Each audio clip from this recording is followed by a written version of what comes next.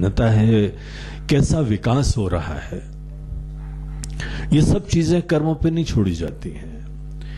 हम लोग कैसी भी परिस्थिति लेके उसको सही दिशा में मोड़ने का सामर्थ्य अपने अंदर रखना चाहिए। कर्म जो हम लोगों के पुराने हैं, ये केवल परिस्थितियां देते हैं, और परिस्थितियों को मोड़ सकना ये पुरुषार्थ का स्थान होता है।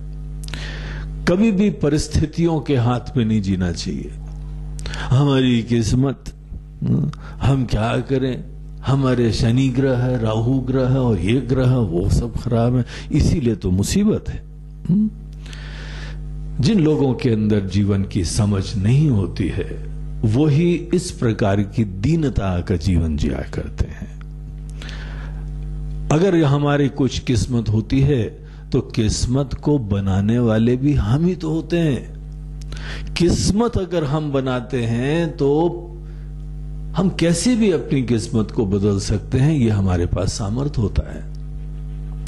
इसीलिए कभी भी इंसान को किस्मत के ऊपर नहीं रोना चाहिए, बल्कि ज्यादा किस्मत की चिंता ही नहीं करनी चाहिए। जो व्यक्ति अगर अपनी किस्मत की चिंता भी करता है, वो अपने जीवन में नुकसान लाता है।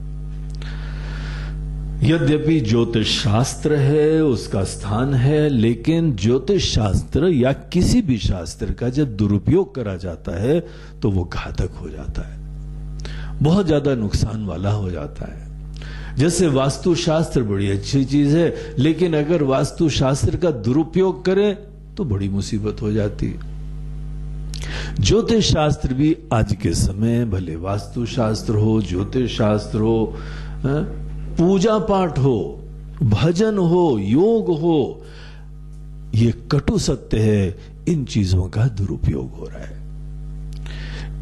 इनका वास्तविक परिप्रेक्ष्य में प्रयोग नहीं होता है, और इसीलिए लोग बेचारे जब अज्ञानी होते हैं ना, जब पता नहीं होता है जीवन के बारे में, उसको पीड़ा हो रही है, असफलता हो रही है, मुसीबत हो रही है, बड़े विरले हैं जो हमारा ध्यान अपने ही कर्म, अपनी सोच, अपनी दृष्टि, अपने मन की तरफ मोड़ते हैं।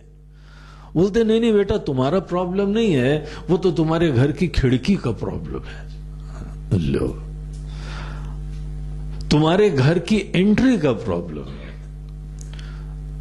अब उसका बेचारे घर में है फ्लैट, मल्टी में फ्लैट है, और 7वें माले पे रहता है, और घर का जो है एंट्री साउथ डायरेक्शन में है।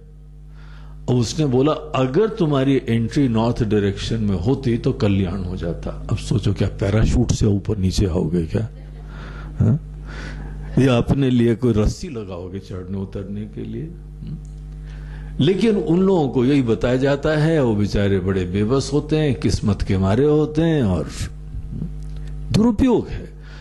और वही वास्तुशास्त्री को बुलाओ, उनसे बोलो कोई रास्ता तो निकालो, कुछ है क्या? बोलते हैं हाँ सोचते हैं, थोड़ा महंगा है लेकिन विचार करना पड़ेगा। रिसर्च करते हैं, रिसर्च, और रिसर्च करके फाइनली वो तरीका निकाल देते हैं। जब उनको अच्छी खासी जो फीस दे दी जाती है, बोलते हैं काम करो, दक्षिण दिशा में जो है यम की दिशा है, वहां से एंटर करते हैं, अगर हनुमान जी की फोटो लगा दो तो यमराज जी डर के भाग जाएंगे। हाँ? समाधान हो गया, बोलो सियावर रामचंद्र की जय। ऐसा नाटक चलता है। ये हम सच्चाई आपको बता रहे हैं, ये हम कोई अतिशयोक्ति नहीं कर रहे।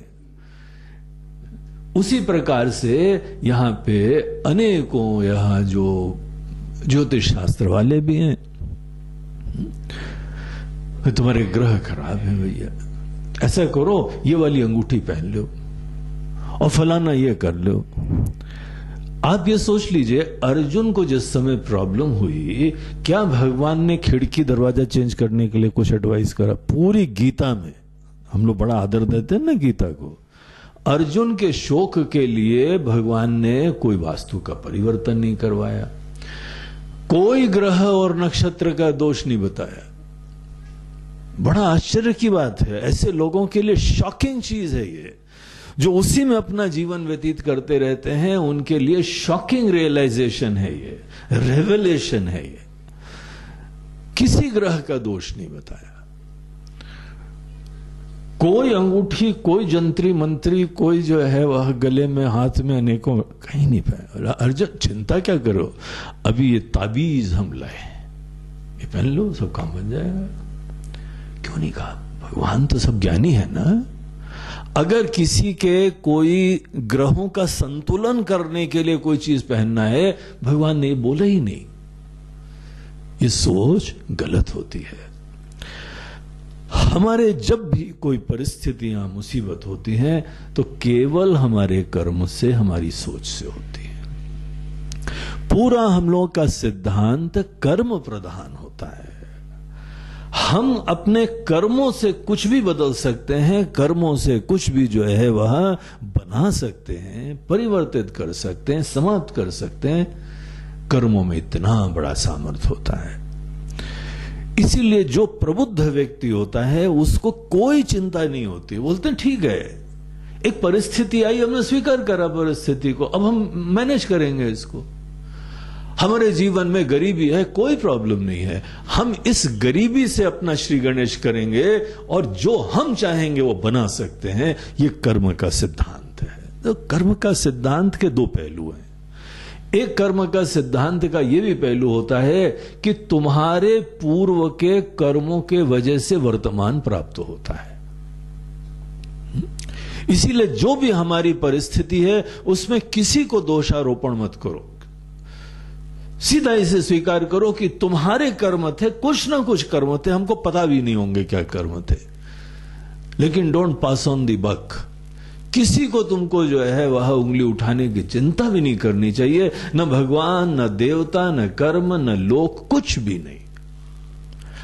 केवल हमारे ही द्वारा कुछ ना कुछ, जाने अनजाने कुछ ऐसे हुआ होगा, ये परिस्थिति है, विनम्रता से स्वीकार करो। ये एक पहलू है कर्म के सिद्धांत का। और जिस समय हम कभी भी किसी परिस्थिति के लिए अपने आप को रिस्पॉन्सिबल बताते हैं, इसका दूसरा पहलू क्या है? हम कुछ भी परिवर्तित कर सकते हैं। अगर हम ये बना सकते हैं तो हम कुछ भी बना सकते हैं।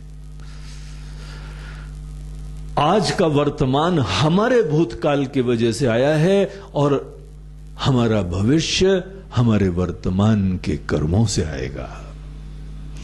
इसीलिए कभी चिंता नहीं करनी चाहिए। बस हमको वास्तविक ठीक कर्म, ठीक मन, ये सब चीजों की विद्या सीखने की जरूरत होती है। कितनी इतिहास पूरे जो हैं वह भरे पड़े हुए हैं। हम लोगों को आज भी अनेकों दृष्टांत विद्यमान है। कोई आदमी गरीबी से प्रारंभ करता है, वो कितनी ऊंचाई तक पहुंच जाता है। कोई बहुत ही पढ़ा लिखा हो जाता है। कितने सारे दृष्टांत हैं। समर्थ हो जाता है, पैसे वाला हो जाता है, ज्ञानवान हो जाता है, वैज्ञानिक बन जाता है, बड़ा नेता बन जाता है, और बहुत ही हम